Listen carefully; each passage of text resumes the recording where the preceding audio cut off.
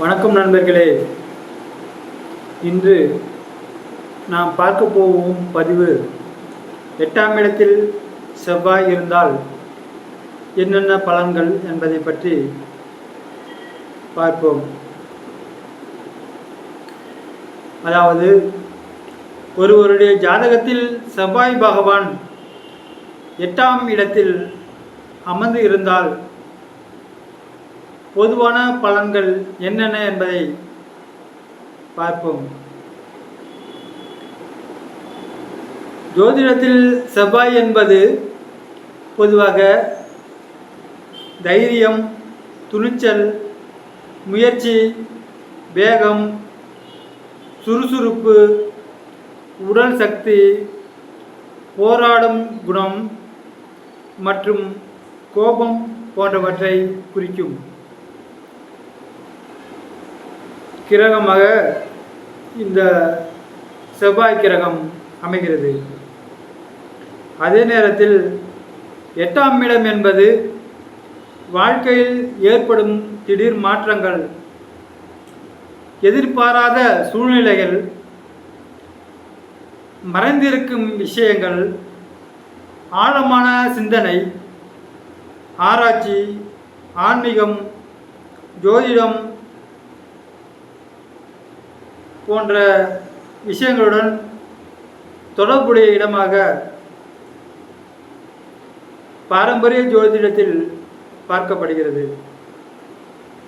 இந்த இரண்டு தன்மைகளும் ஒன்று சேரும்போது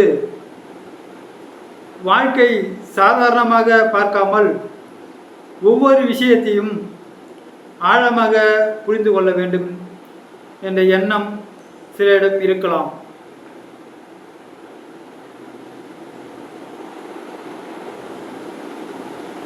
எட்டாம் இடத்தில் செவ்வாய் இருப்பவர்கள் வெளியில் அமைதியாக இருந்தாலும் மனதுக்குள் நிறைய விஷயங்களை யோசித்து கொண்டு இருப்பவர்களாக இருக்கலாம். மற்றவர்கள் ஒரு விஷயத்தை சாதாரணமாக எடுத்துக்கொண்டாலும் இவர்கள் அதன் பின்னால் இருக்கும் காரணத்தை தெரிந்து கொள்ள விரும்பலாம். அதனால் வாழ்க்கையில் ஏற்படும் அனுபவங்களிலிருந்து பாடம் கற்றுக்கொண்டு காலப்போக்கில் மனதளவில் வலிமையானவர்களாக மாறக்கூடிய வாய்ப்பு இருக்கிறது. அதே நேரத்தில் செவ்வாய் என்பது வேகம் மற்றும் கோபத்தை குறிக்கும் என்பதால் அவசர முடிவு எடுப்பது அல்லது கோபத்தில் வார்த்தைகளை பயன்படுத்துவது இவர்களுக்கு சில நேரங்களில் பிரச்சனைகளை உருவாக்கலாம். குறிப்பாக மனதில் ஒரு விஷயத்தை வைத்துக்கொண்டு அதை நீண்ட நாட்களாக யோசித்து கொண்டே இருப்பது அல்லது ஒரு கட்டத்தில் திடீரென்று கோபமாக வெளிப்படுத்துவது போன்ற நிலையையும் சிலரிடம் இருக்கலாம்.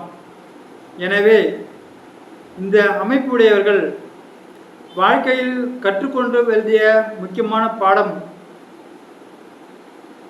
வேகம் இருக்கலாம், ஆனால் அவசரம் இருக்கக்கூடாது. தைரியம் இருக்கலாம், ஆனால் கோபம் நம்மை ஆட்சி செய்யக்கூடாது என்பதுதான். 8ஆம் இடத்தில் செவ்வாய் இருப்பவர்களுக்கு ஜோதிடம், ஆன்மீகம், ஆராய்ச்சி, மூலிகைகள், சித்த மருத்துவம், யோகம், தியானம் போன்ற ஆழமான விஷயங்களில் ஆர்வம் ஏற்படலாம். இவ்வாறு சில பாரம்பரிய நூல்கள் தெரிவிக்கின்றன. எல்லோருக்கும் இது ஒரே மாதிரி இருக்க வேண்டும் என்று சொல்ல முடியாது. ஆனால் சாதாரணமாக மற்றவர்கள் கவனிக்காத விஷயங்களை தெரிந்து கொள்ள வேண்டும் என்ற எண்ணம் இவர்களுக்கு ஆர்வமாக இருக்கும். அதே நேரத்தில் ஆன்மீகத்தில் நம்பிக்கை வைப்பது என்றாலும் பயத்தை உருவாக்கும் மூட நம்பிக்கையை வளர்த்து கொள்ளக்கூடாது. ஜோதிடத்தை வாழ்க்கைக்கு ஒரு வழிகாட்டியாக எடுத்துக்கொள்ளலாம். ஆனால் உடல்நலம், பணம், குடும்பம் போன்ற முக்கியமான விஷயங்களில் நடைமுறை அறிவையும் பயன்படுத்த வேண்டும். ஜோதிடம் நமக்கு ஒரு பார்வையை தரலாம். ஆனால் நம்முடைய முயற்சியும் நல்ல முடிவுகளும் வாழ்க்கையில் மிகவும் முக்கியமானவை. பண விஷயத்தில் இந்த அமைப்பை உடைய நபர்கள் கவனமாக இருப்பது நல்லது. 8ஆம் இடம் கடன்,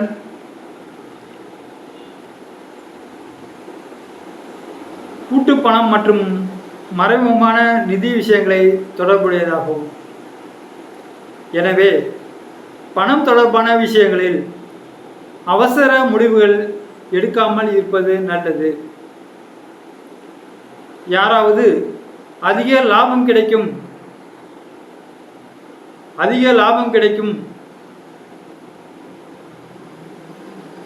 என்று கூறினால் உடனே நம்பி பணம் கொடுக்காமல் அந்த விஷயத்தை முழுமையாக புரிந்து கொண்டு முடிவு செய்ய வேண்டும். கடன் வாங்கும் போதும் கடன் கொடுக்கும் போதும் வட்டி எவ்வளவு, எப்போது திருப்பி கொடுக்க வேண்டும், என்ன நிபந்தனைகள் இருக்கின்றன போன்றவற்றை தெளிவாக பார்த்து கொள்ள வேண்டும். பண விஷயத்தில் தெளிவாக இருப்பதே நல்ல நடைமுறை பரிகாரமாகும். திருமண வாழ்க்கையை பொறுத்தவரை 8ஆம் இடத்தில் செவ்வாய் இருக்கிறது என்பதற்காக திருமண வாழ்க்கை மோசமாக இருக்கும் என்று ஒருபோதும் முடிவு செய்யக்கூடாது. ஒரு ஜாதகத்தில் திருமண வாழ்க்கையை பார்க்கும்போது 7ஆம் இடத்தின் அதிபதி சுக்கிரன், குருவின் நிலை, செவ்வாயின் நிலை உள்ளிட்ட பல விஷயங்களையும் சேர்த்து பார்க்க வேண்டும்.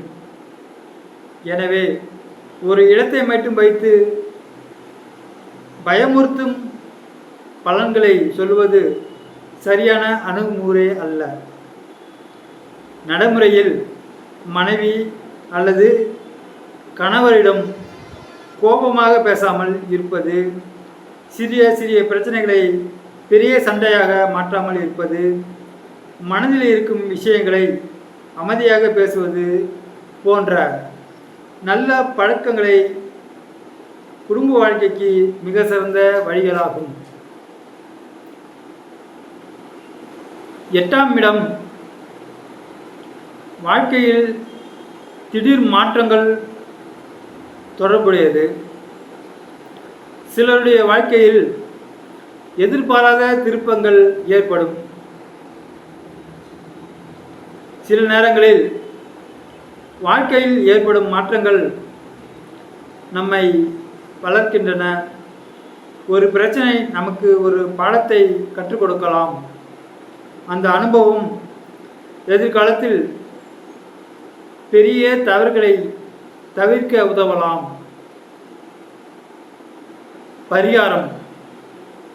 பரிகாரம் என்றால் பயந்து செய்யவும் ஒரு விஷயம் என்று நினைக்க வேண்டாம். நம்முடைய மனதினை அமைதியாக்கவும் நல்ல பழக்க வழக்கங்களை வளர்த்து கொள்ளவும் இந்த நம்பிக்கையுடன், அதாவது இறை நம்பிக்கையுடன்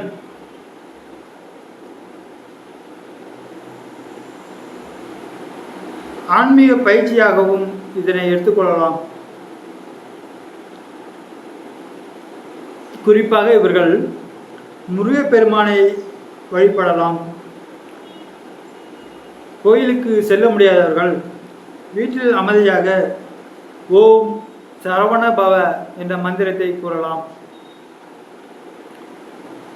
நண்பர்களே, ஒரு மந்திரத்தை எவ்வளவு முறை சொல்ல வேண்டும் என்பதில் அல்ல,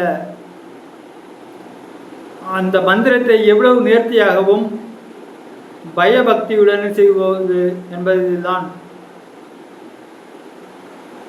மந்திரத்தின் தன்மை அடங்கியிருக்கின்றது. அடுத்ததாக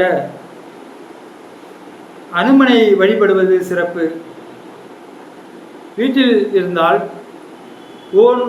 ஓம் அனுமதே நமக என்ற மந்திரத்தை மனதார சொல்லலாம். இந்த மந்திரத்தை கூறுவதன் மூலம், ஆஞ்சநேயரை வழிபடுவதன் மூலம் நல்ல குணங்களை வளர்த்துக் கொள்ள வேண்டும் என்ற எண்ணத்தை நாம் உருவாக்கிக் கொள்ளலாம். சிவபெருமானை வழிபடுவதும் மன அமைதிக்கு ஒரு நல்ல ஆன்மீக பயிற்சியாக இருக்கும். கோவிலுக்கு செல்ல முடியாதவர்கள் ஓம் நமச்சிவாய என்ற மந்திரத்தை இறைவனை நினைத்து சில நிமிடங்கள் தியானம் செய்யலாம். அதேபோல் அன்னதானம் செய்வது, வயதானவர்களுக்கு உதவுவது, கல்விக்கு உதவுவது, முக்கியமாக இந்த அமைப்பை உடையவர்கள் கோபத்தை குறைத்து கொள்ள வேண்டும். தேவையற்ற வாக்குவாதத்தை தவிர்க்க வேண்டும். கோபத்தை வெல்வது செவ்வாய்க்கு செய்யும் மிக சிறந்த நடைமுறை பரிகாரமாகும். செவ்வாய் உடல் சக்தி மற்றும் செயல்திறனுடன் தொடர்புடையதாக இருப்பதால் அந்த ஆற்றலை நல்ல வழியில் பயன்படுத்துவது நல்லது. தினமும் நடைப்பயிற்சி, எளிய உடற்பயிற்சி, மூச்சு பயிற்சி போன்றவற்றை செய்யலாம். 8ஆம் இடத்தில் செவ்வாய் இருப்பதை வைத்து யாரும் பயப்பட வேண்டாம். ஒரு கிரகம் நம்முடைய வாழ்க்கையை முழுவதுமாக தீர்மானித்து விடாது. ஜாதகம் ஒரு வழிகாட்டியாக இருக்கலாம். ஆனால் வாழ்க்கையில் நம்முடைய முயற்சி, நம்முடைய பழக்கம், நம்முடைய முடிவுகள், நம்முடைய நல்ல செயல்கள் ஆகியவை மிக முக்கியமாகவும். செவ்வாய் நமக்கு தைரியத்தை கொடுக்கட்டும். அந்த தைரியத்தை கோபமாக அல்ல, நல்ல செயலாக மாற்றுவோம். வாழ்க்கையில் சோதனைகள் வந்தால் பயப்படாமல் அதை எதிர்கொள்வோம். அவசரத்தை குறைத்து கொண்டு பொறுமையாக இருங்கள். எனவே ஜாதகத்தை பார்த்து பயப்படாதீர்கள். ஜாதகத்தை புரிந்து கொண்டு வாழ்க்கையை நல்ல முறையில் நடத்துங்கள். இது போன்ற ஆன்மீக தகவல்களை பெற எமது சேனலை சப்ஸ்கிரைப் செய்யுங்கள். இந்த வீடியோ உங்களுக்கு பிடித்திருந்தால் உங்கள் நண்பர்களுக்கும் ஷேர் செய்யுங்கள். நன்றி, வணக்கம். மற்றும் ஒரு ஆன்மீக தகவலோடு உங்களை மீண்டும் சந்திக்கின்றேன்.